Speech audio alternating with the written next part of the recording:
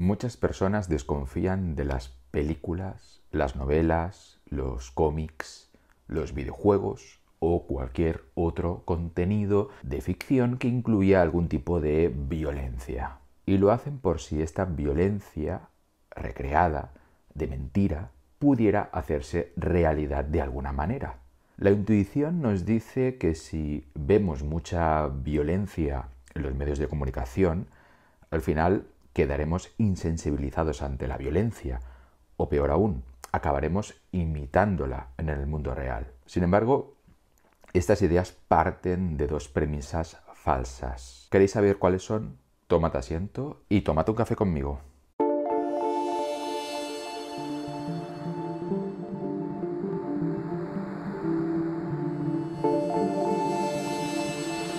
Os he hablado de dos premisas falsas para sustentar la idea de que la violencia en la ficción puede saltar al mundo real. Vayamos a verlas. La primera es que hay una línea recta, unidireccional, causal entre ficción y realidad. Es decir, que lo que se consume en ficción finalmente se plasmará en la realidad de forma clara y evidente. Pero las cosas no son tan sencillas, o como uno de los personajes dice en la película de terror Scream, las películas de terror no crean asesinos, solo hacen que sean más creativos. La segunda premisa falsa es que la violencia en la ficción es la mayor de nuestras preocupaciones. Si aceptamos que una ficción puede aumentar la violencia de la sociedad, entonces también deberíamos aceptar que facilita la propagación de otras ideas con la misma facilidad. Por ejemplo, tópicos falsos y maniqueos sobre la moral, el sentido de la vida, la felicidad y otros tantos asuntos que estarían llevando a cabo la mayor lobotomía colectiva de la historia de la humanidad. Estas preocupaciones no son nuevas, no han salido de asociaciones de padres, sobre todo de esos grupos de WhatsApp de los que os recomiendo que salgáis, ni tampoco de Internet, o ni siquiera del cine para mayores de 18 años. La ficción siempre ha estado fiscalizada, siempre, tanto por las ideas que transmitía como por las emociones que despertaba. La ficción siempre ha sido objeto de crítica y de reprobación. Sócrates, por ejemplo, detestaba los libros. Estaba convencido de que los libros destruirían el mundo, condenando a la humanidad a las tinieblas de la ignorancia. Platón aconsejaba en su República una censura de los cuentos y las leyendas de los antepasados porque temía que la juventud acabase tomando ejemplo y adoptase valores incívicos y perjudiciales. En su diálogo Las leyes, Platón también afirmaba que el hombre virtuoso no debe reírse, y en el Filebo califica la risa de transgresora con la armonía, un placer propio de locos, de bufones y de gente vil.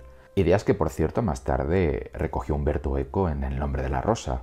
Para el villano de esta obra, Jorge de Burgos, la risa es signo de estulticia, y por eso estaba dispuesto a matar a todo el que leyera un libro de Aristóteles que defendía lo contrario.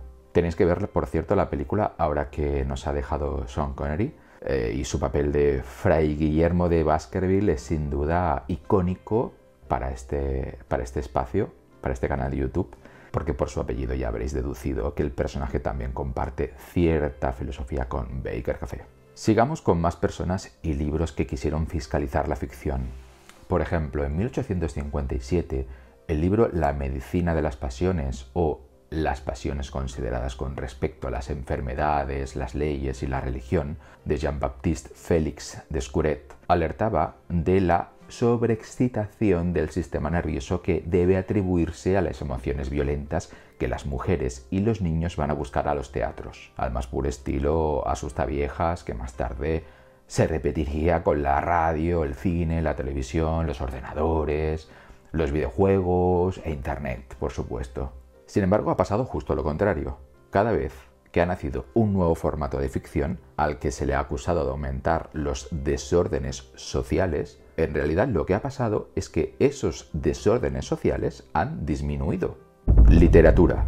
Las sociedades que se fueron configurando alrededor de la literatura, por ejemplo, cada vez eran más pacíficas y estaban más articuladas en torno a códigos morales y éticos más benévolos, y no menos. La literatura amplió la empatía.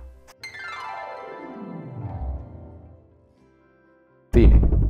El cine, al ser una historia que se contaba con imágenes y sonidos, se considera con más poder para persuadir a las personas. Sin embargo, los economistas Gordon Dahl y Stefano Della Vigna quisieron averiguar si la comisión de delitos aumentaba tras el estreno de películas violentas, combinando 3 conjuntos de macrodatos correspondientes a Estados Unidos al periodo comprendido entre los años 1995 y 2004. Datos de la taquilla cinematográfica, datos del FBI sobre comisión de delitos hora a hora y grado de violencia de las películas según kitchenmind.com.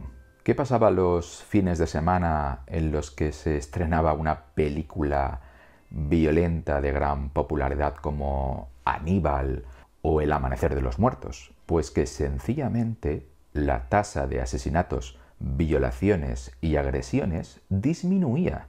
De hecho, es probable que definir lo que es un contenido violento ni siquiera sea fácil. ¿Es más violenta la historia de un asesino o la de un padre que venga a la muerte de sus hijos? Depende de cómo se explique la historia. ¿Influye el final? ¿Hay películas que producen desahogo pero otras que aumentan la irritación? Todo eso sencillamente no se sabe. Es más, contenidos que consideramos a priori más convenientes que una película gore pueden no serlo. La violencia doméstica, por ejemplo, aumenta inmediatamente después de que el equipo de fútbol local pierda un partido que se esperaba que iba a ganar. ¿El fútbol es más violento que una película? ¿Deberíamos prohibir el consumo de fútbol? Ojalá. El simple hecho de ver un programa infantil también puede aumentar los problemas sociales, de modo que escudarse en una franja horaria infantil tampoco parece lo más eficaz. Lo que la literatura científica sugiere al respecto es que consumir mucha televisión cuando somos niños puede facilitar que uno tienda a implicarse en delitos al volverse adulto, por ejemplo. Sin embargo, esto sucede independientemente de los contenidos que se vean. ¿Por qué? En realidad no se sabe. Es posible, y solo es posible, que los niños que veían mucha televisión no quedaran adecuadamente socializados. O a lo mejor los padres de esos niños se volvieron negligentes cuando descubrieron que mirar la tele era mucho más entretenido que cuidar de los niños. A saber, videojuegos. Con los videojuegos ocurre tanto de lo mismo. En 1981, los estadounidenses habían gastado 20.000 millones de monedas en videojuegos instalados en salones recreativos y bares. La industria había recaudado el doble de dinero que todos los casinos de Nevada juntos, casi el doble que la industria del cine y el triple que las ligas de béisbol, baloncesto y fútbol americano. Sin embargo, a pesar de que había 24.000 salones recreativos y 400.000 locales con máquinas recreativas, sumando un total de 1,5 millones de máquinas recreativas, la década de 1980-1990 experimentó una de las mayores reducciones de la tasa de delitos violentos de toda la historia de Estados Unidos. Es verdad que los videojuegos violentos propician que unos pocos usuarios se vuelvan más agresivos físicamente. Estamos hablando de lo que sugiere un estudio internacional que analizó más de 17.000 adolescentes de entre 9 y 19 años de 2010 a 2017. El estudio consistió en analizar exhaustivamente 24 estudios de países como Estados Unidos, Canadá, Alemania y Japón, en los que aficionados al Grand Theft Auto, Call of Duty y Manhunt, por ejemplo, tenían mayor probabilidad de mostrar comportamientos como ser enviados a la oficina del director por pelearse o golpear a un miembro no familiar. Sin embargo, estamos hablando de porcentajes muy bajos y de que los videojuegos solo son uno de tantos factores del ecosistema. Si los videojuegos fueran realmente los factores más importantes, pasarían dos cosas. 1.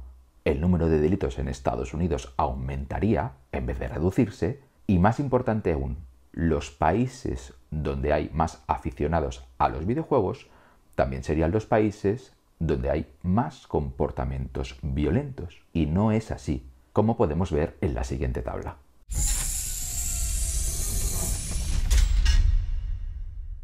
Resulta difícil saber si las personas violentas prefieren los videojuegos violentos o son los videojuegos violentos los que forjan a las personas violentas. Pero las estadísticas tendrían al menos que reducir nuestras inquietudes al respecto.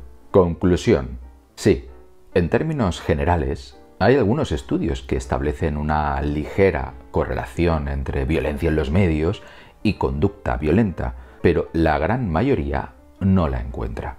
Según Jonathan Friedman, psicólogo de la Universidad de Toronto, en una revisión de 2002, apenas hay unos 200 buenos estudios sobre este tema que pueden dividirse básicamente en 6 categorías: encuestas, experimentos, estudios de campo, investigación longitudinal y comparativa, conexiones entre violencia y los medios y desensibilización y otros enfoques. Más de la mitad de los mejores estudios que existen no han encontrado vínculos causales consistentes. Por todo ello, dada la dificultad para establecer un vínculo causal entre consumo de contenidos y comportamiento en el mundo real, el psicólogo social de la Universidad de Yale, William J. McGuire, pronuncia este alegato de la libertad de la creación artística y también de su consumo discrecional.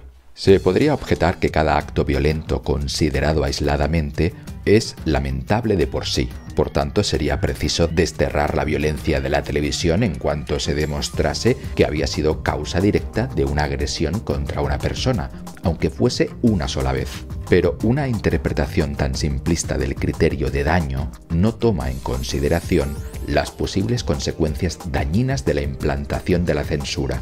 Toda intervención en las informaciones públicas y de la libertad de expresión artística o del espectáculo debe indignarnos en la medida que abre la puerta a otras prohibiciones, y esa es una cadena de nunca acabar. Si se prohíbe la representación de la violencia por el daño que pueda acarrear, ¿qué no diremos de otras actividades cuyas consecuencias nefastas son mucho más tangibles, como conducir, beber, tener relaciones sexuales o frecuentar la iglesia, y que pasarían a ser el blanco lógico del próximo ataque?